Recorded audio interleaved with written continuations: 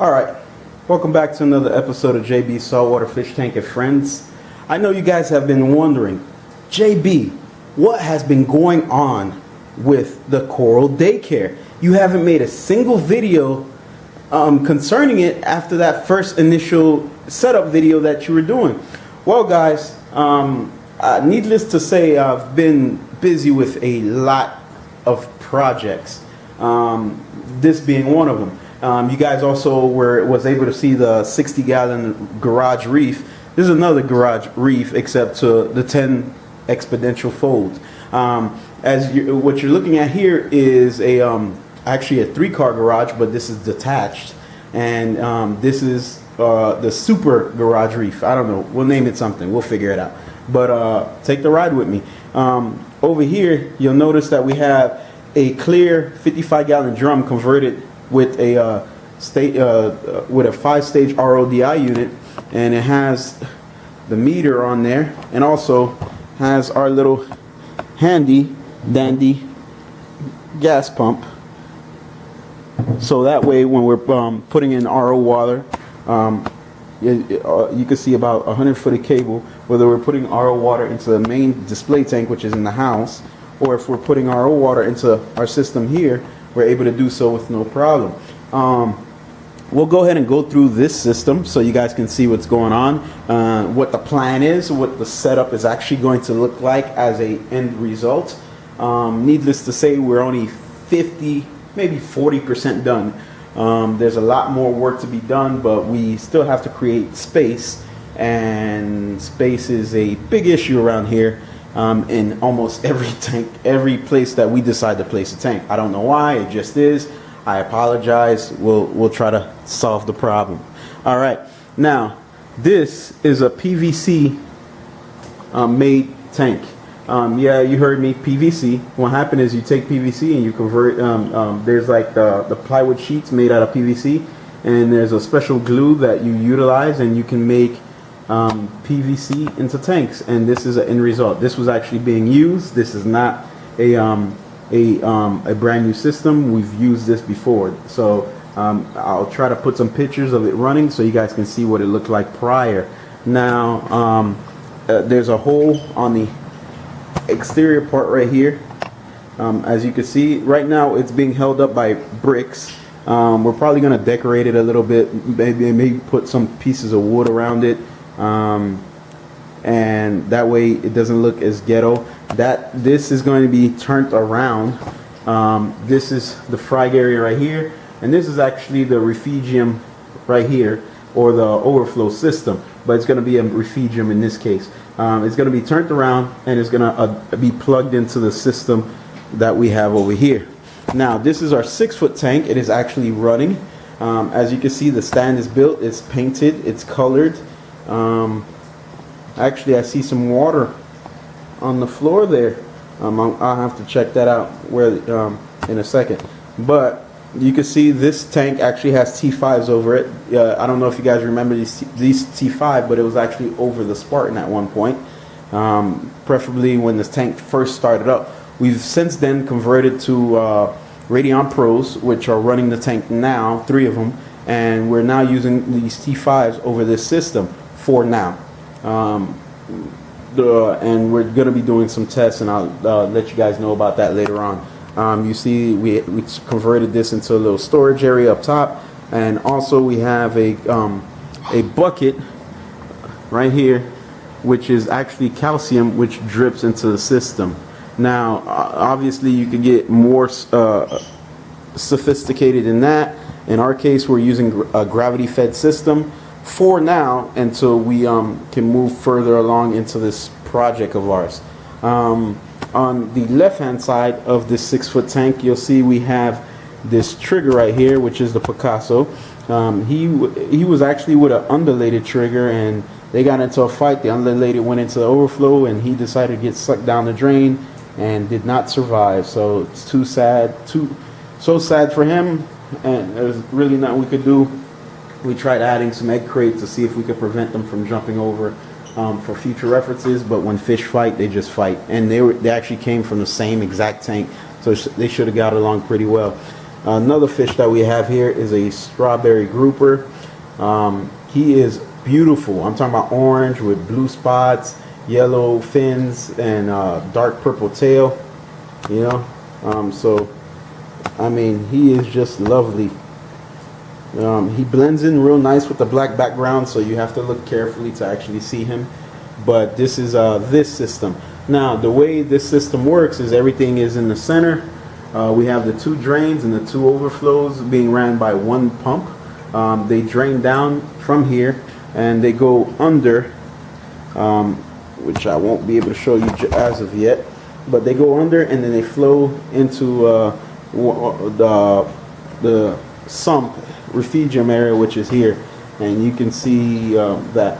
Now this thing is a makeshift skimmer. It's made out of a bucket and using a skimmer head. Excuse me. And then we have a pump, which is a reef octopus pump that is connected to it to help run it. And I mean, I don't know if you guys can see that, but the skim is really, really, really dark. Inside of this system, we have like different fish from chromises to moon wrasse. We have an 8-inch moon wrasse and 2 6-inch moon wrasse in here.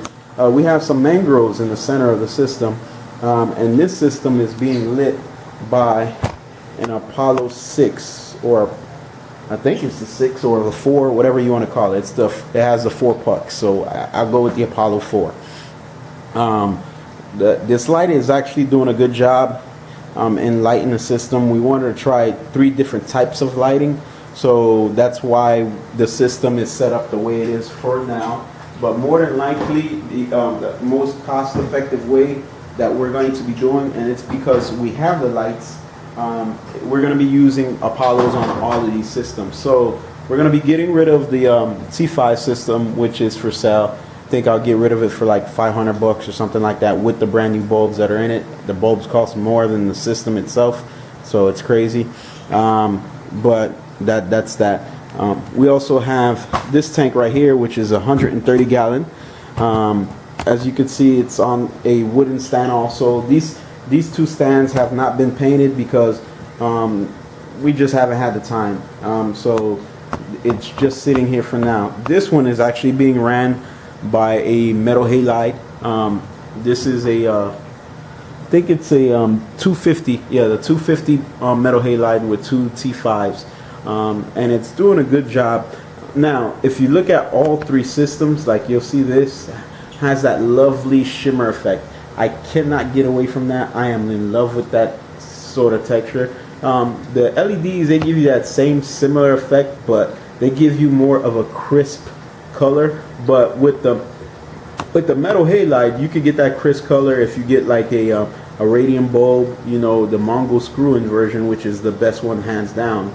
But and then over here you got the T5s, which gives you that fluid color where it's all solid, it looks vibrant, it gives you a almost a nice ocean blue color or whatever.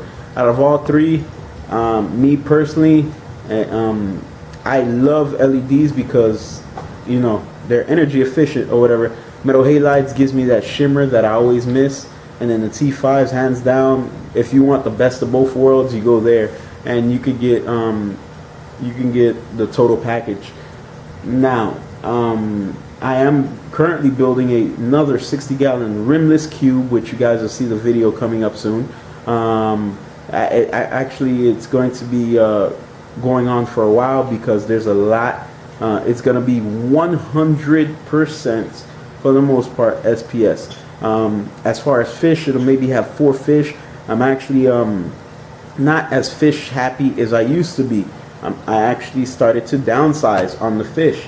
I decided that making a tank with so many and putting so much bioload on it requires too much work and effort on my part, and I can't continue to do that.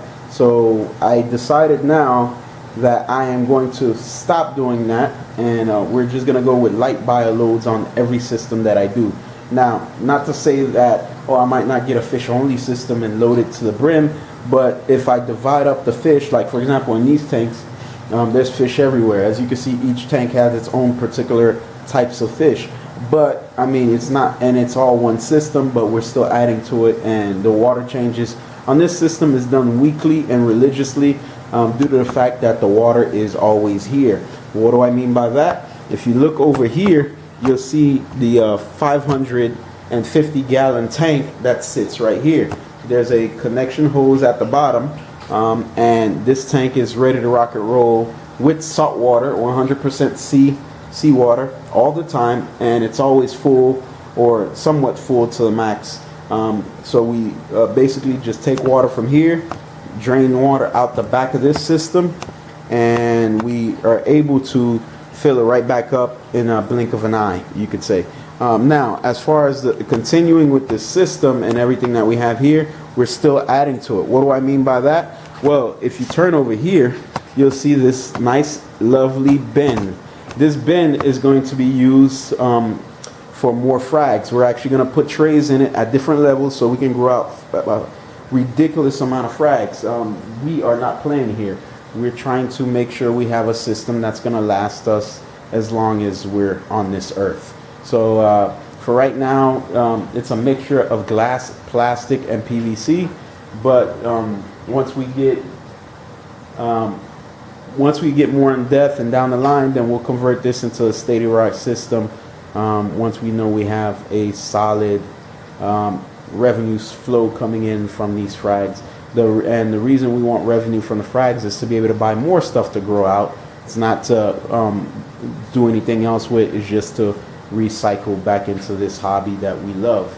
Now, if you look behind that system, you'll notice there's a 150 here. That is actually Robert's tank. Robert decided that he wanted to get out of the hobby, and he sold all his fish, corals, and lights, and he still had the system left, which he sold to another friend of mine's. So it is here in the garage, and we're prepping it to go into round 3 of its state. The reason Robert decided to get out of hobby wasn't because he didn't love it. It was because he loved four-wheelers more. Go figure. So he now is a proud new owner of a four-wheeler, and he is happy-go-lucky down the trails in the area of Southwest. So if you guys want to stick around, I'll go ahead and wrap around this area and show you the other two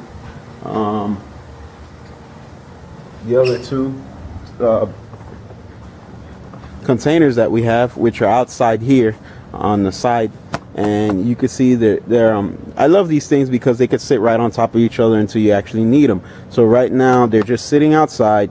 We're going to be cleaning them out because they look horrible. So, but we still have oh, and we also have this tank right here that's drilled. It's drilled. It has 3 holes in it, so we could use this for something down the line also. So there's plenty of stuff, and that right there is a shallow bin, so we can use to dip corals when we bring them in, because you don't put nothing in your system if you don't dip it. So anyways, this is what we got going on thus far, ladies and gentlemen. So if you have any questions, comments, concern, or if you want to be part of the project, you want to help us out, help us design it, put it together, work on it, or if you have any questions about it and you just want to drop a line, feel free to hit me up. I am JB, and I'm signing off, and I'll see you on the next one. Peace.